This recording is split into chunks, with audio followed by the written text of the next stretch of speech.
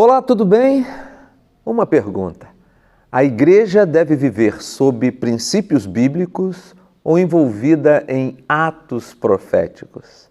Eu quero tentar responder essa pergunta e sei que o Espírito Santo vai ministrar o teu coração.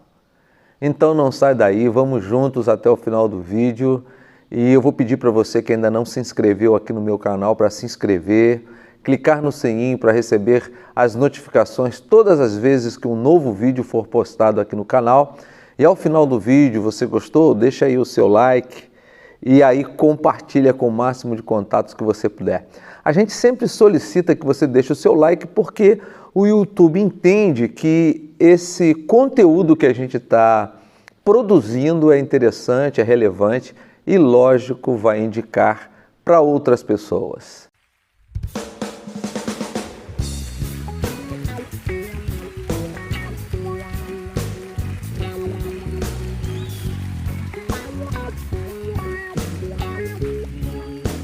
Então, queridos irmãos, a resposta a essa pergunta é simples, é categórica. Lógico que a igreja precisa viver sob os princípios bíblicos e não envolvida em atos proféticos. Se você observar aqui no capítulo 28 do livro de Deuteronômio, o Senhor vai falar ao seu povo sobre a obediência e sobre a desobediência. Impressionante. Ele diz que se o seu povo lhe obedecesse, o seu povo seria abençoado onde ele estivesse, no campo, na cidade ou em qualquer outro lugar. A bênção correria atrás do povo, mas se o povo desobedecesse, a maldição também alcançaria o seu povo. Não adiantaria estar no campo, na cidade ou em qualquer outro lugar fazendo qualquer coisa, porque a maldição iria alcançá-lo. Em nossos dias, nós vivemos exatamente isso. Gente que quer mudar do Brasil para os Estados Unidos, para Portugal ou para qualquer outro lugar onde a economia pareça estar funcionando. Mas essa gente está debaixo de maldição, porque não está vivendo sob um dos princípios, debaixo de um dos princípios estabelecidos na palavra do Senhor, que é a obediência. Queridos, hoje nós encontramos muitos líderes dizendo ao seu povo que ele deve viver envolvido em atos proféticos. Não estão preocupados, esses líderes não estão preocupados com a vida de obediência da sua comunidade de fé. Vamos subir o monte 10 vezes, vamos fazer o jejum de Daniel, vamos fazer campanha de oração. Mas pastor, você é contra isso? Não, subir monte é maravilhoso, fazer campanha, poxa vida, mas nada disso funciona se não houver obediência. Então hoje nós temos um povo que não quer obedecer, mas quer se envolver em atos proféticos. E esse povo acha que Deus, então, vai abençoá-los. Eu citei Deuteronômio 28 e agora nós vamos para o primeiro livro de Samuel, capítulo 4. Porque o texto aqui vai nos falar dos dois filhos de Eli, o sacerdote Eli, Ofni e Finéias. Dois meninos presepeiros, perturbadores, homens que deveriam guardar o sacerdócio, que deveriam ser obedientes, mas foram desobedientes. E o texto vai nos dizer, e é interessante pensarmos, a partir do versículo 2, que os filisteus se dispuseram em ordem de batalha para sair contra Israel. E, estendendo-se a peleja, Israel foi ferido diante dos filisteus, porque feriram na batalha no campo uns 4.000 homens. Israel perdeu 4.000 homens nesse primeiro combate. E voltando o povo ao arraial, disseram aos anciãos de Israel: por que nos feriu o Senhor hoje diante dos filisteus? Tragamos de Siló a arca da aliança do Senhor e venha no meio de nós, para que nos livre da mão de nossos inimigos. Percebam vocês que esses meninos estavam totalmente sujos, vivendo em pecado e desobediência. A maldição certamente estava sobre eles, iria alcançá-los. Mas eles queriam se envolver num ato profético. Peguem lá a Arca da Aliança, que simbolizava a presença do Senhor no meio do povo. Certamente o Senhor vai nos livrar dos nossos inimigos. Versículo 4. Enviou, pois, o povo a Siló e trouxeram de lá a Arca da Aliança do Senhor dos Exércitos, que habita entre os querubins, e os dois filhos de Eli, Ofni e Finéias, estavam ali com a Arca da Aliança de Deus. E sucedeu que, vindo a Arca da Aliança do Senhor ao arraial, todo Israel gritou com grande júbilo, até que a terra estremeceu. A arca estava lá, e eles gritaram fortemente, bradaram em alta voz, a terra tremeu. Impressionante isso, né? O que um ato profético pode produzir. Tremeu a terra. É uma expressão do escritor, né? Versículo 6. E os filisteus, ouvindo a voz de júbilo, disseram, que voz de grande júbilo é esta no arraial dos hebreus? Então souberam que a arca do Senhor era vinda ao arraial. Por isso os filisteus se atemorizaram, porque diziam, Deus veio ao arraial. E diziam mais, ai de nós, tal nunca jamais sucedeu antes. Ai de nós, quem nos livrará da mão desses grandiosos deuses? Estes são os deuses que feriram aos egípcios com todas as pragas junto ao deserto. Esforçai-vos e sede homens, ó filisteus, para que porventura não venhais a servir aos hebreus como eles serviram a vós. Sede, pois, homens e pelejai. Até os filisteus sabiam que Deus era aquele que os hebreus estavam cultuando. O Deus que havia exposto os deuses egípcios. Mas lembrem-se, Ofni e Finéias estavam sob maldição, estavam debaixo da maldição. Por quê?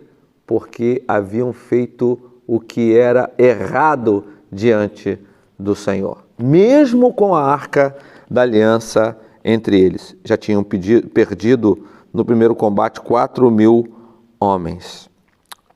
Versículo 10. Então pelejaram os filisteus, Israel foi ferido, fugindo cada um para a sua tenda, e foi tão grande o estrago que caíram de Israel 30.000 homens de pé, e foi tomada a arca de Deus, e os dois filhos de Eli, Ofni e Finéias, morreram.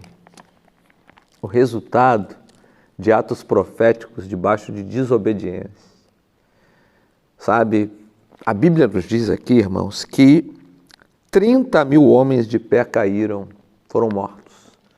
E Ofni e Finéias também morreram.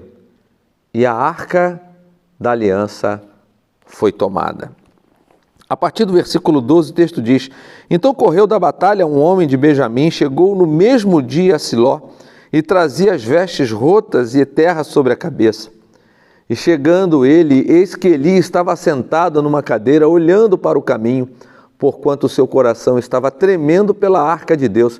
Eli não estava preocupado com os seus filhos, sabia ele que a maldição iria alcançá-los onde eles estivessem. Versículo 14, e Eli, ouvindo os gritos, disse, que alvoroço é esse? Então chegou aquele homem apressadamente, veio e o anunciou a Eli. E era Eli da idade de 98 anos, e estava os seus olhos tão escurecidos que já não podia ver. E disse aquele homem a Eli, eu sou o que venho da batalha, porque eu fugi hoje da batalha. E disse ele, que coisa sucedeu, filho meu? Então respondeu o que trazia as notícias e disse, Israel fugiu de diante dos filisteus e houve também grande matança entre o povo. E além disso, também teus dois filhos, Ofni e Finéias, morreram e a arca de Deus foi tomada. E sucedeu que, fazendo ele menção da arca de Deus, Eli caiu da cadeira para trás, ao lado da porta, e quebrou-se-lhe o pescoço e morreu, porquanto o homem era velho e pesado, e tinha ele julgado Israel 40 anos. E estando sua nora, a mulher de Finéias, grávida e próxima ao parto,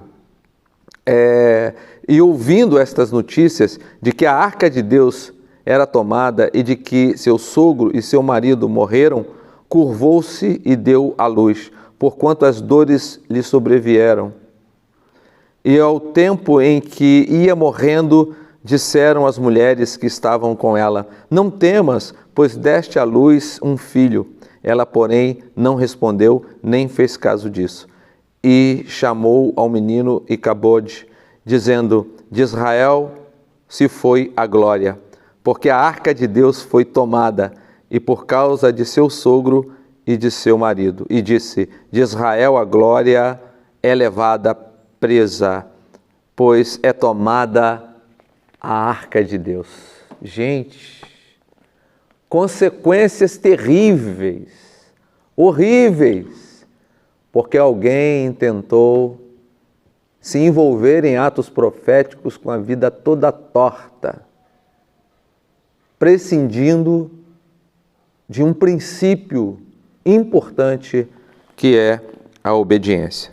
Se vocês observarem, ainda aqui no livro de Samuel, no primeiro livro de Samuel, o texto vai nos dizer no capítulo 15, versículo 22 e 23, porém Samuel disse: tem porventura o Senhor tanto prazer em holocausto e em sacrifício, como em que se obedeça à palavra do Senhor?